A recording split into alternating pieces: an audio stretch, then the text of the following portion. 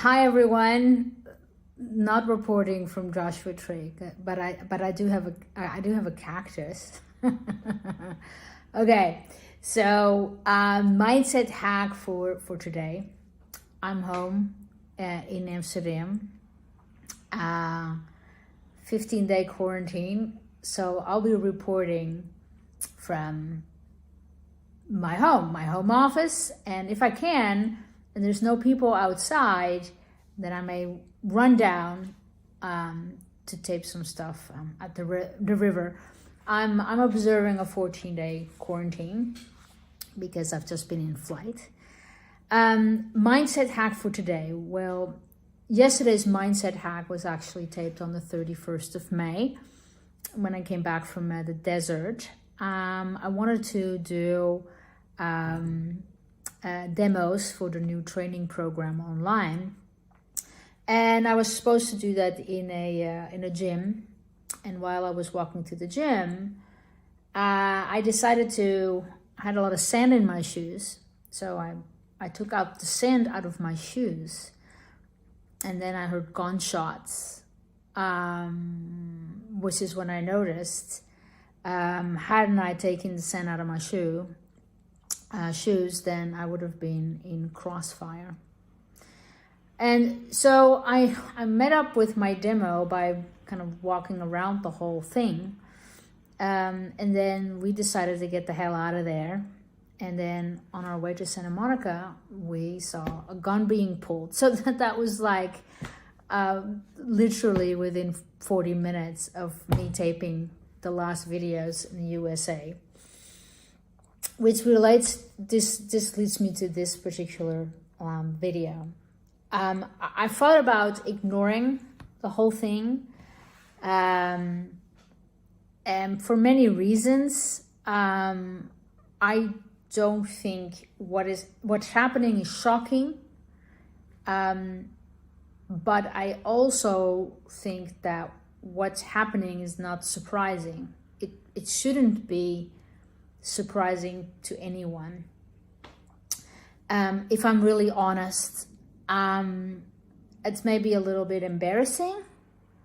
And the only thing that maybe is surprising in some ways is a situation where many of you have watched a man being suffocated. I personally did not watch it. I just felt that I understand what's in the video. I've read the play-by-play of it. But I don't know. I felt like it was a private thing at the same time. I didn't need to see it. And I didn't want to see it for the wrong reasons, how a man is being, in essence, murdered.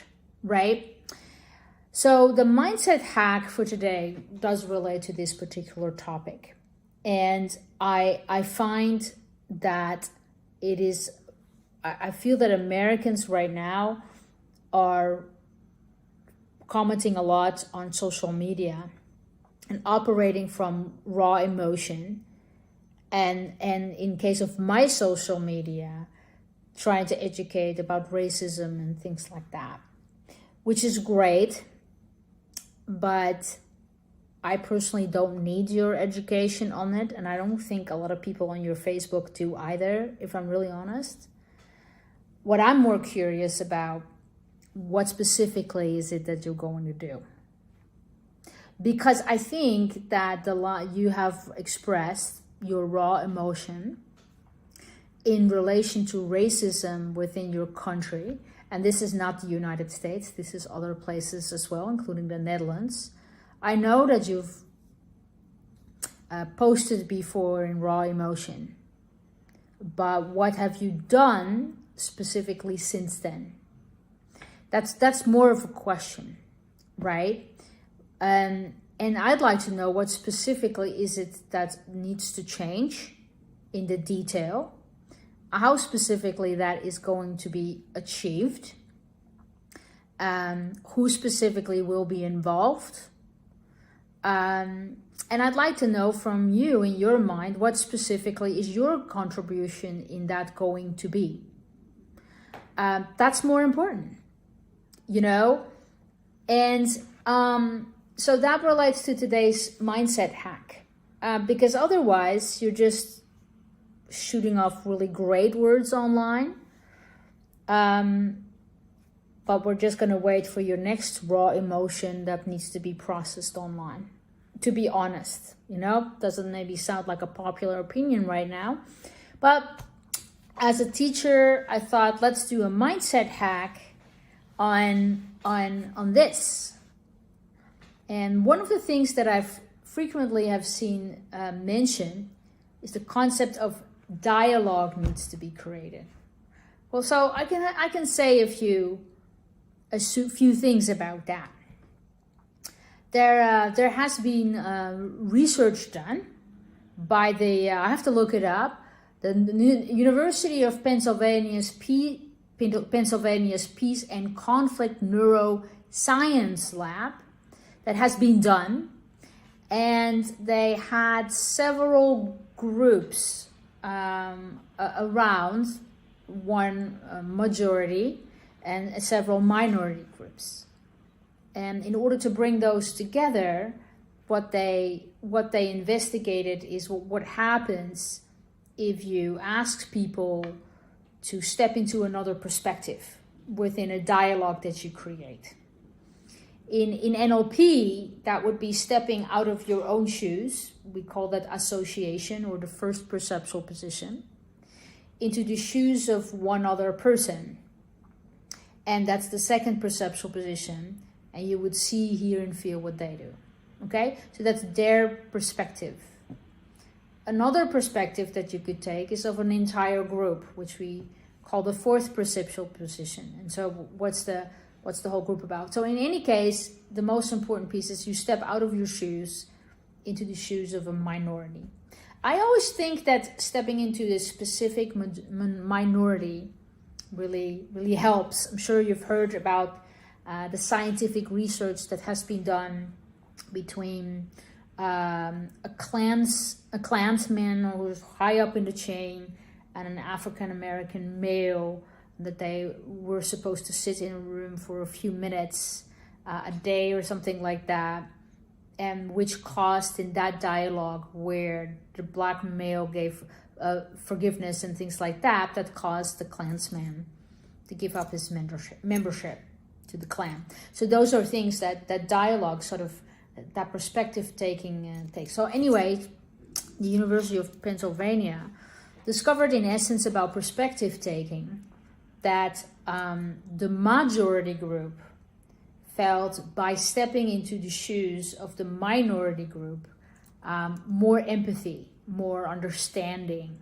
And so that was a very positive result, right? More willing to collaborate as well. Yeah, so in essence, conflict reduction, you could say. The interesting thing that happened to the minority groups, that the fact that they were given, they were able to give their perspective to the majority group, that actually caused them to react differently and milder and more beneficial. So you can sort of see how a dialogue where the majority group is willing to step into the shoes of the minority and the minority group feels heard are really important things. Now, so that's something that I believe that you could facilitate, right? I believe that you can do that. You could do that on your own, of course. That's not very sexy. I believe that you can do more than that. I believe that you can maybe at least involve maybe 5-6 people or more, right? And so what if you brought a group together and you want to dialogue that out? There's a few conditions that needs to be met scientifically to start bridging the gap, so to speak, in dialogue. Well, one thing is that there needs to be a real authority in place, meaning that the authority needs to be a good leader or an authentic leader or a respected leader. So someone legitimate. You could think about someone who is a sort of a representative that is respected in the minority group, or someone who is a civil rights leader, or something like that. You could even think about religious leader. The kind of person who is respected, and also, of course, not just by representing their group, but also someone who can demand a respect or an authority or a legitimacy towards the other group. Yeah, so that needs to be, in essence, a collaborative person, right? So that's the requirement number one. Requirement number two is, in order to have a good bridging dialogue between groups, is to identify sort of like a common goal where all parties are interdependent of each other. So in essence, meaning, though we may represent different groups, we do have something in common, and we cannot reach that individually as with our own group. We need the other groups. We're interdependent as human beings or as groups to achieve that. So that's ingredient number two. And ingredient number three is there needs to be true equality. Yeah, so there may be differing opinions within the discussion, but each group must consider each other equal. Yeah, so equal airtime, equal respect, equal feeling heard, feeling seen. And so that is then the third requirement. So if you then piece this entire mindset hack together, in essence, is okay, it's about perspective taking of the majority group to step into the minority shoes, and the minority group feeling heard. Most important ingredient, yeah? And then two, legitimate authority. Three, there needs to be equality. And four, there needs to be a sense of having a common goal through which there is interdependence in a need to help each other to achieve that goal. So how specifically are you going to do that, right? I'd like you to take it away from Facebook. That's very easy, very soapbox-like. I don't think you're educating anyone on your Facebook right now. So if you feel sort of the pressure to have yourself be heard, and to have the desire to make the world a better place, got to put some muscle into it. And so this is a mindset hack that gives you the science on this, and hopefully at least food for thought and a willingness to propel yourself forward in being a change agent that you could be, rather than, once your raw emotion has processed, to move on with life, to know that there is a sick system, but in essence do nothing until the next victim comes around that you watch live being suffocated to death. And that's a thing. You can make a difference,